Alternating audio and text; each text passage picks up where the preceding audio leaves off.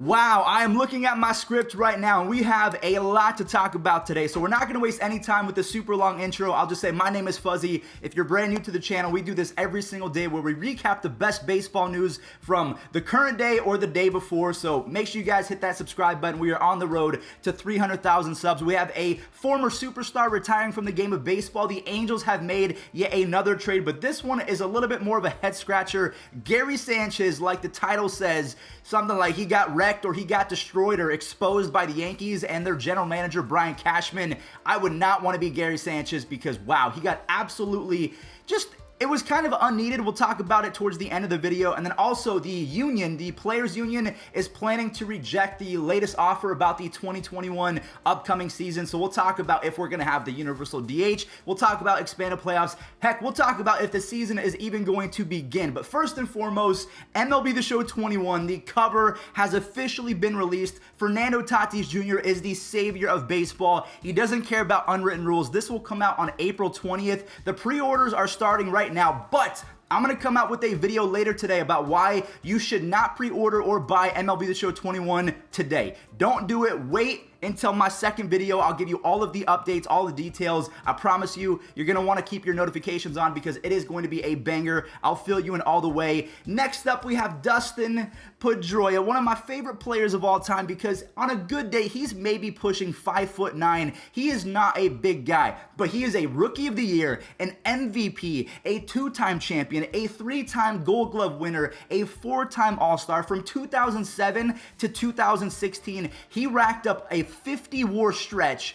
which is insane for a 5'9" second baseman. And for his career, he has 1,805 base hits and an 805 OPS. That is ridiculous. If he never got injured, this man would be a first ballot Hall of Famer without a doubt. But unfortunately, in the last I think 2 or 3 years, maybe 4 years, he's only played maybe 20 games. It's all because of Manny Machado. I understand Manny Machado had a good 2020 season, but I will never ever forgive him for pretty much stealing a Hall of Fame career from Dustin Pedroia and stealing baseball fans the joy of getting to watch him play every single day. I remember growing up and my grandpa used to hate him because he was a bulldog and he kind of had a little smirk and a smudge to his face, but as I got older, I learned to love him, and I think the same from my grandfather as well. Just a true warrior. The game of baseball is going to miss him. I mean, considering all of the players that have passed away and players that have retired over the last couple seasons, I'm not old, but I'm starting to feel old. So without further ado, let's go ahead and talk about the Angels trade that just happened.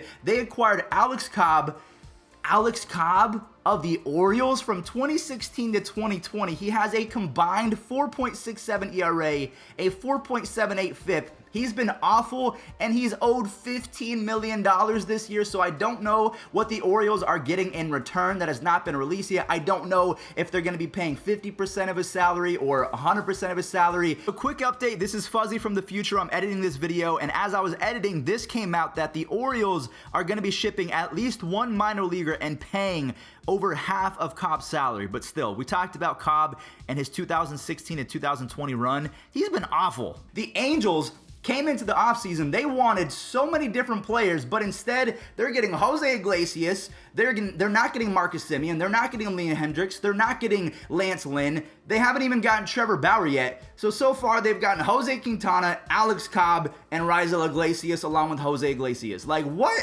What are the Angels doing? I feel so bad for that fan base, and especially Mike Trout, because right now, the Angels, while they are a better team going into 2021 because they have an established first baseman in Jared Walsh, they have a ton of decent players and a superstar in Mike Trout, Anthony Rendon, a maybe future superstar in Joe Adell. I like their team, but they have not done enough to win a World Series. I would not predict them to win more than, 80-ish games, maybe 75 games in 2021. So if you're an Angels fan, please let me know if you're excited or feeling a little bit disrespected because that front office kind of failed you yet again. They missed out on every single key free agent. The one that they cannot miss out on is Trevor Bauer. Hopefully it gets done, but there are reports saying that it's not going to happen because Mickey Callaway, the pitching coach of the LA Angels, and I guess Trevor Bauer have beef, so they're not going to be paired together. It's broken beyond repair. I don't know about that. Trevor Bauer is a really nice guy to me, so I would just take that with a grain of salt. Moving on to Gary Sanchez getting wrecked by Brian Cashman. So if you don't remember, kind of in the middle of 2020, Gary Sanchez was benched. So he came out with a quote a few days ago. He said, "Feeling like I couldn't contribute was very hard." He said that in Spanish. "I always kept supporting my team, but the reality is they never told me why I was benched. I didn't know why I was playing." So looking at this as a baseball fan, a casual fan, I can tell you right now that this comment is not going to sit well because Sanchez was awful. He might have been the worst player in baseball in 2020. So for him to say, "I don't know why I wasn't playing," what do you mean? You were pretty much... Okay, I won't actually finish that sentence because it was going to be very mean. But then Brian Cashman, the guy that pulls all the strings, he pretty much runs the Yankees. He came out and said, "Whether you were told directly about being benched, I don't really care," Cashman said. "You're pretty self-aware at that point. You had a horrible year on both sides of the ball. You lost your job in the most important time of the season, which is October baseball. I'm not sure an explanation is necessary."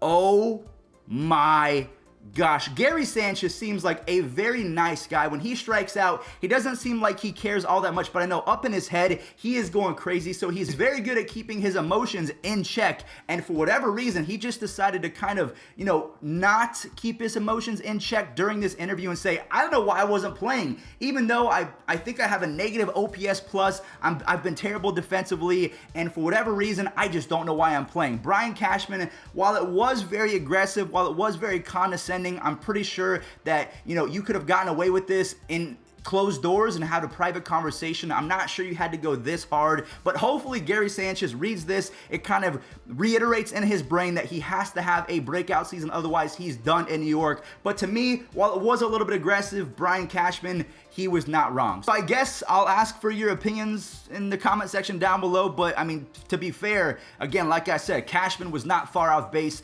Gary Sanchez should probably do less talking and do more practicing because he was terrible. Now, the last thing I do want to go over is the brand new offer that was sent to the Players Union to try and get a 2021 agreement under place. So Tim Brown, a reporter with a check mark, now take this with a grain of salt because it has not been accepted or rejected just yet. He said that on Friday, MLB proposed to the union a 154 game schedule with full play. So the season would be delayed by a month, but it would be extended by a week. That's kind of weird phrasing, but pretty much what he's saying is the season's gonna get delayed, but the season in general is gonna be extended by a week, and there's also gonna be expanded playoffs. The union is considering, but the consensus from all of the reporters and the baseball community is that this is going to be rejected because no one wants expanded playoffs. There's a small sector that thinks it's pretty cool. I can actually see the argument for it as well because the Astros, they would have not made the playoffs. They were a sub 500 team, and then they almost made the World Series. So it really just goes to show that sometimes it's about playing your best baseball at the right moment, but then